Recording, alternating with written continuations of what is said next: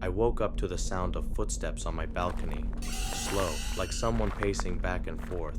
I wanted to believe it was the wind, but then the handle on my sliding door clicked.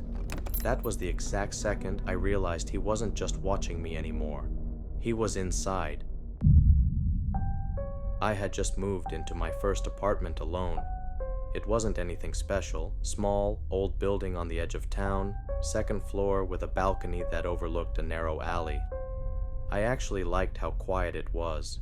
No roommates, no traffic, just me, my plants, and the hum of the fridge at night.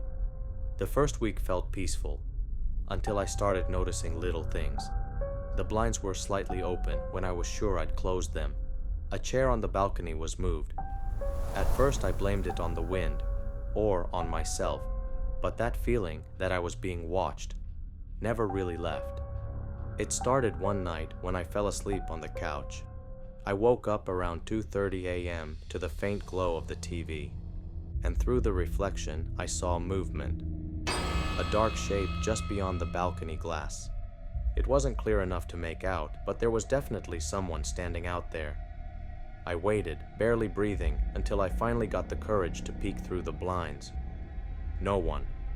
Just the empty balcony and the alley below, completely still.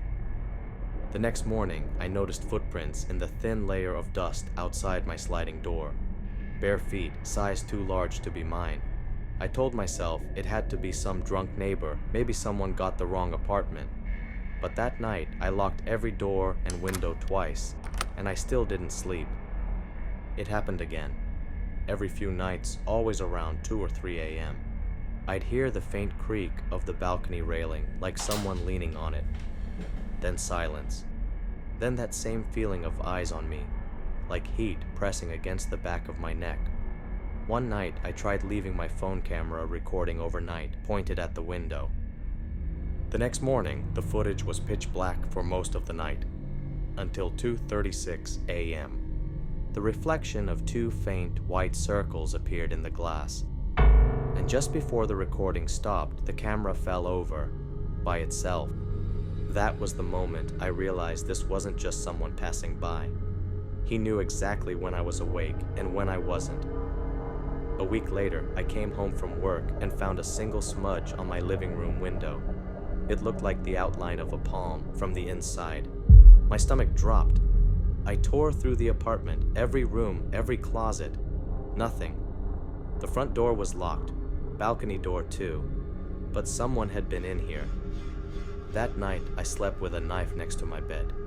Every creak, every sound from the pipes made my heart stop. Around 3 a.m., the chirping of the smoke detector suddenly went off. That same single beep it does when the battery's dying. Only, I'd replaced that battery 2 days before. And in that half second of silence after the chirp, I heard it again. Breathing, coming from the other side of the bedroom door. I didn't move, didn't even blink. I grabbed my phone and started dialing 911, keeping my voice low. And right as I whispered my address, the door handle turned. The dispatcher told me to stay quiet, that units were on the way. I heard one more step, then nothing. 5 minutes later, the sound of sirens outside.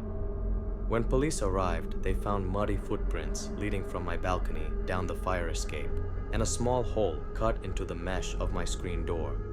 The officer told me this wasn't the first report in the area. Someone had been stalking women living alone, watching through their windows before breaking in. They never caught him. I moved out a week later. Different city, different apartment, but I still keep my blinds closed even during the day. And sometimes, when I wake up around 2:30 a.m., I swear I can feel it again. That same heavy silence, like someone standing just outside the glass, waiting for me to look.